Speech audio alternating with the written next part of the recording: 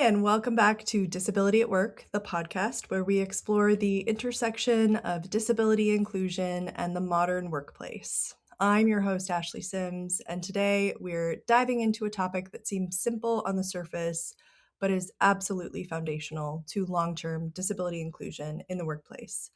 Tracking disability data, including Section 503 self-identification data and employee retention.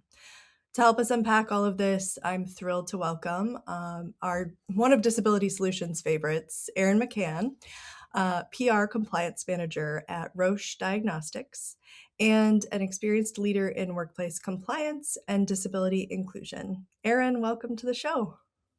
Thank you. It is wonderful to be here today, and I'm happy to discuss this important topic with you. Yeah, we're so excited to learn from you today.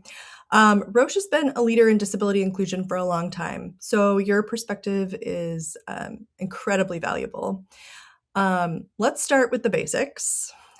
We hear a lot of companies say we launched a self ID campaign a few years ago. Why do we need to keep revisiting it? Why is tracking disability self identification an ongoing process, not a one and done? Yeah, I've also heard this, and to me, a reoccurring campaign is truly a foundational process for employers. And there's a few reasons behind that.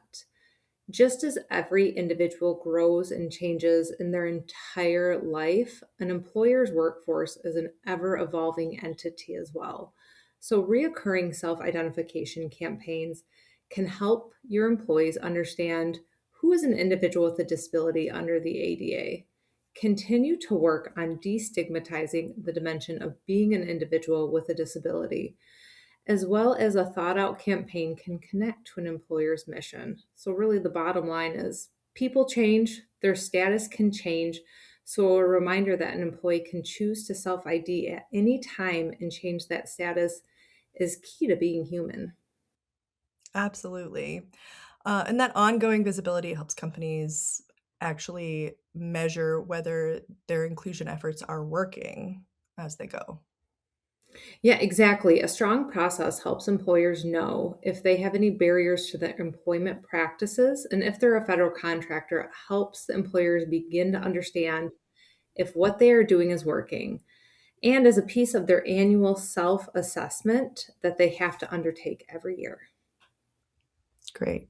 Let's talk about Section 503. For listeners new to the space, Section 503 of the Rehabilitation Act sets a 7% utilization goal for hiring and retaining qualified individuals with disabilities for federal contractors. What do organizations tend to misunderstand about that requirement? Oh, I believe a lot of employers, but not all of them, know that it's just one tool within your toolbox. It's not a rigid quota, but a starting place to review your practices, ensuring that your decisions are merit based and not just the tracking of numbers. It's seeing your whole employee life cycle from applicant flow, utilization within your workforce, movements, and terminations. The true underlying key is that are we as a company finding great talent and keeping it as well, which is going to give the company a competitive advantage overall. Absolutely. It's not about hitting the 7% necessarily. It's about um, understanding your workforce, spotting gaps, and building those meaningful strategies. Precisely. It's like knowing a starting place for a journey. How do you know to get to a destination if you don't know where your starting point? That starting point is truly a critical piece to any journey, such as can I walk to where I'm trying to go to? Is where I'm trying to go to in another place? If you don't know where you're starting from, it's very, very hard to build a strategy for that. Absolutely. Okay, I want to shift a little bit. You and I have talked about this offline a little bit, the impact of hiring people with disabilities on retention. So there's this um, persistent myth that accommodations are costly or burdensome to the employer. But study after study is showing employees with disabilities, when properly accommodated, um, actually tend to stay with those employers longer. What has your experience at Roche shown? Yeah, so at Roche, our retention rates are strong across the board, which as an employee is always very nice to see for any company that you work with.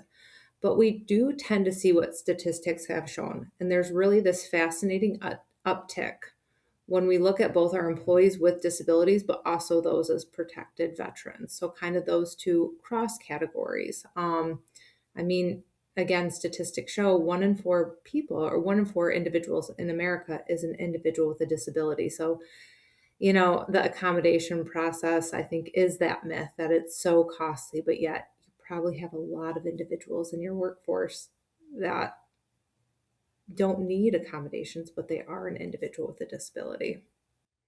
Right, right. I think on average, most accommodations are $500 or less to the employer. And like you said, a lot of people with disabilities don't use any accommodations at all. So, um, retention is incredibly expensive for companies.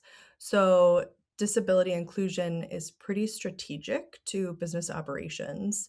How do you see organizations leveraging disability inclusion as a core part of a retention strategy? Yeah, great question. And really, there's such a powerful connectivity there. Most employees, including individuals with disabilities, and especially individuals with disabilities, often seek a workplace where their unique perspective is valued and really viewed as an asset, not a hurdle. So they aren't just showing up, they're deeply invested in the mission, which produces or provides, sorry, which provides a higher level of resilience to the company. Yes, absolutely. Erin, this has been fantastic. Before we wrap up, what's one piece of advice you'd give organizations that want to improve how they track disability inclusion progress? Yeah, that is a great question. And to me, it's organizations should be focusing on shifting to a culture of self identification, starting with that psychological safety piece.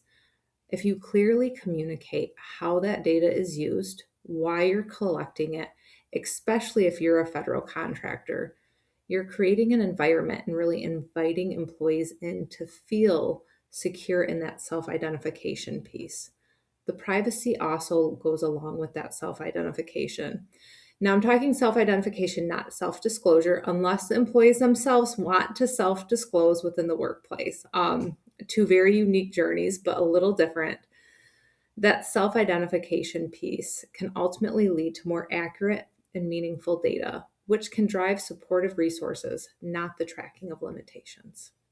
I love that. Absolutely. Thank you so much for joining us today and sharing all of your insights. To all of our listeners, thank you for tuning in to Disability at Work. If you found this episode helpful, please like, share, subscribe, and we'll see you next time.